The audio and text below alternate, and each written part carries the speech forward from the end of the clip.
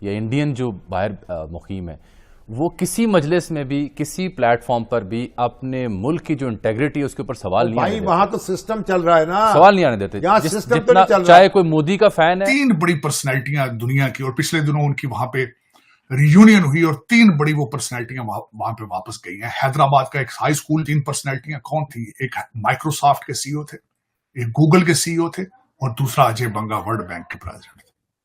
3 भारतीय हैदराबाद के एक हाई स्कूल से पढ़ के दुनिया को चला रहे हैं। देखें, उनकी कोई सियासी जमात इंडिया की उसकी ब्रांच नहीं है जी, वो उससे मुबर्रा है। डुअल नेशनलिटी इजाजत नहीं है। अकल के दरवाजे जरा ज्यादा बड़े करें तो सीखे उनसे कुछ कि वो दुनिया कैसे चला रहे हैं तालीम के साथ। जो आपकी नफरत है तालीम के साथ, आपकी नफरत है साइंस के साथ, ये आपको डिबो देगी। लगता ये है कि आईएमएफ ने, आई थिंक उसमें हमारा भी खैर कसूर है कि टोटली टेक ओवर कर लिया है। लगता है पाकिस्तान को, हर चीज को वो माइक्रो मैनेज कर रहे हैं। और आखिर आईएमएफ को ये कहने की जरूरत क्यों पड़ी? ज़ाहिर उनकी रिकमेंडेशन है, किस वजह से वो चाह रहे हैं? बरतानिया हो, चाहे फ्रांस हो, चाहे जर्मनी हो, चाहे अमेरिका, कनाडा, कहीं पे भी हो, पाकिस्तानियों को बड़ी गंदी नजर से देखा जाता है। फॉरेन पॉलिसी मैगजीन ने, हमारे दोस्त ही हैं, उन्होंने रिव्यू किया कि 4 बड़े इवेंट्स कौन से हैं, तो उन्होंने कहा साउथ एशिया के हवाले से जो सबसे बड़ा इवेंट यही है कि भारत चांद पे गया है।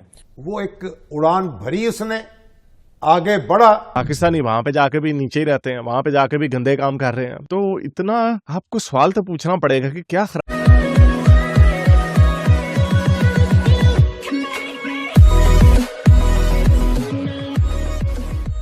नमस्कार दोस्तों, अब यहाँ पर कई सारे मुद्दों पर बात हो रही है। खास करके यहाँ पर बात हो रही है एजुकेशन सिस्टम पर कि पिछले दिनों हैदराबाद के अंदर एक स्कूल का रीयूनियन किया गया और उसमें 3 बड़ी पर्सनालिटी को यहाँ पर बुलाया गया, क्योंकि वो तीनों के तीनों वहाँ पर एक स्कूल से ही थे।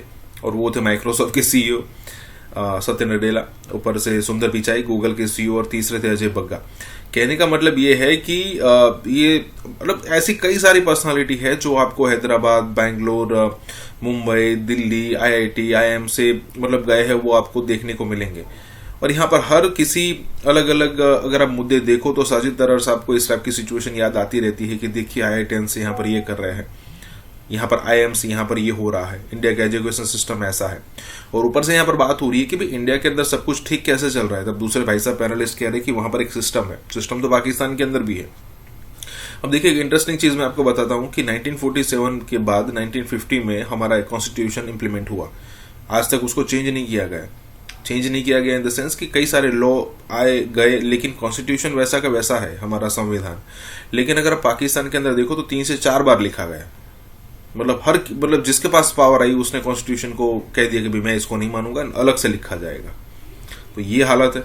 इसी के साथ ही वीडियो शुरू करते हैं। और हाँ दोस्तों, एक और रिक्वेस्ट है आपसे कि कृपया करके हमें सुपर थैंक्स के माध्यम से मदद करना ना भूलें। फॉरेन पॉलिसी मैगजीन ने, हमारे दोस्त ही हैं, उन्होंने रिव्यू किया कि 4 बड़े इवेंट्स कौन से हैं, तो उन्होंने कहा साउथ एशिया के हवाले से जो सबसे बड़ा इवेंट यही है कि भारत चांद पे गया है। तार साहब, आप कैसे देखते हैं 2023 का जो इख्तिताम है? How do you see this? आपकी इसमें क्या रीडिंग है? पाकिस्तान के लिए कोई अच्छे शगुन भी हैं 2024 के लिए? What is your take and read on that sir? Cheema साहब, 3 चीजों के बारे में बात करना चाहूंगा। एक तो 2023 के जो वाकयात हुए हैं उनको सम अप करूंगा, जो मुझे ज्यादा स्ट्राइक कर रहे हैं, एक। और दूसरा, आगे न्यू ईयर आ रहा है। हर इंसान जो है उस पर कुछ अपना नया रेजोल्यूशन बनाता है और बनाना चाहिए, चाहे वो कर सके ना कर सके, लेकिन सम चेंजेस, उसके बारे में मैं कुछ अपनी रिकमेंडेशन दूंगा। जो मैंने कुछ चेंजेस की थी अपने पर्सनैलिटी में 2003 में, वो कितनी कामयाब रही हैं। फिर पाकिस्तान के हवाले से फोरकास्ट करते हैं। तो चीमा साहब, सबसे बड़ा जो वाकया मेरी नजर में हुआ था तुर्की का जल्जला था, जिसमें 40,000 लोग, 44,000 लोग जो थे वो मारे गए थे। और सीरिया में 15,000 लोग मारे गए थे। लेकिन उसका जो मुझे ज्यादा शॉक था कि बिल्डिंगों की कंस्ट्रक्शन में करप्शन इन्वॉल्व थे, तो वो एक इंसानियत का अलमिया था। दूसरा, 2023 के अंदर एक नई चीज आई है, जो अमेरिकन एक सिंगर है टेलर स्विफ्ट, उसने अपने दौरे करने शुरू किए और जिस मुल्क में जाती थी उसकी इकॉनमी पे बहुत बड़ा इंपैक्ट होता था। वो एक बात है, एक नया, उसको कहता है स्विफ्टीज कल्चर, जो एक यंग थे, उनको यंगस्टर्स को बड़ा उसने अपील किया। ये एक बहुत बड़ी बात थी मेरे लिए। तीसरी बात मैं समझता हूं कि इंडिया ने चाइना को पॉपुलेशन वाइज सरप्लस कर दिया। 1.42 उनकी पॉपुलेशन थी बिलियन, चाइना की इस वक्त 1.41 है। तो उसने अप्रैल 2023 में India became the largest country. और दूसरा उसमें सबसे बड़ी बात यह है कि चाइना हमेशा अपनी पॉपुलेशन को बोझ समझता रहा है। उन्होंने वन चाइल्ड पॉलिसी वहां रखी, बाद में उन्होंने थोड़ी सी रिलैक्सेशन की, लेकिन इस वक्त जो है भारत की तरक्की का सीक्रेट उनकी मिडिल क्लास। और दूसरा जो मोदी साहब ने उनको एक नेशनलिज्म दिया है, हिंदुत्व का आइडिया कि you have to get United.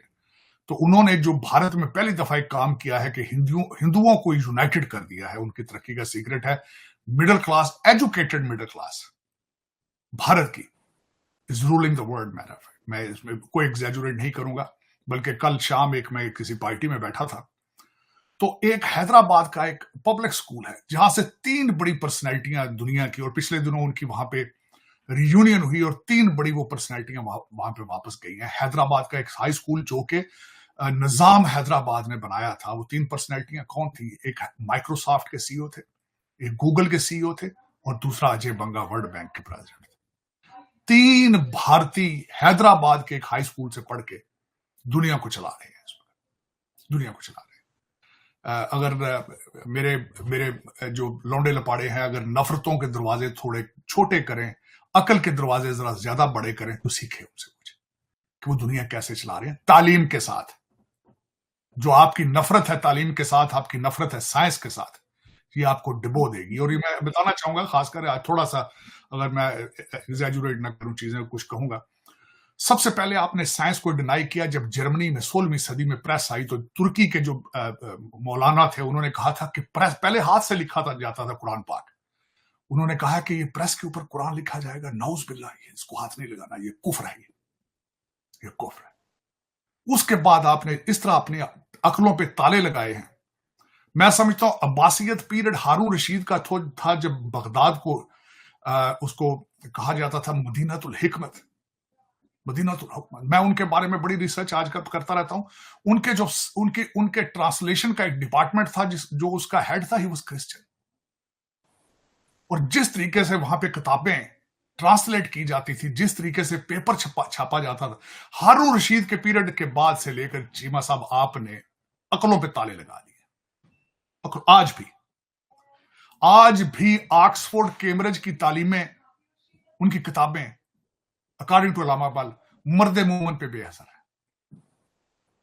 आपके ये जो आते हैं सीएसएस अफसरान, जो जूनियर ब्रिटिश एजेंट हैं, यहां से कुछ भी नहीं लेके जाते। बंद अकल के ताले लेकर आते हैं, बंद अकल के ताले लेकर वापस चले जाते हैं। कहतुर रजाल है आज, ना सिर्फ पाकिस्तान में, in the entire Muslim world. 1.9 billion मुसलमान हैं और जलीलो ख्वार हो रहे हैं, चाहे अपने मुल्कों में हैं चाहे बाहर है। खुदा का एक अजाब नाजिल है, क्योंकि आपने तालीम से मुंह फेर लिया। आपने ये कसमें खा ली हैं कि हमने पढ़ना नहीं, तालीम तरक्की हमने तरक्की तालीम से नहीं करनी, हम जिहाद से तरक्की करेंगे। खुदा दा ना जे शर्म करो यार, खुद शर्म करो। हुण ते जंगां ड्रोन नाल हो रहीਆਂ जे, हुण ते कोविड अगले सटदे ने बना के, तुहाडे अद्धियां नस्लां तबाह हो जाणीਆਂ तुहाडीਆਂ। तुसी लगे उर्दू च ट्वीटां करदे, खेडां करन लगे हो। कुछ अकल दे हत्थ तो अकल खोलो अपनी, इंग्लिश पढ़ो, कुछ साइंस मैथ दे आले पास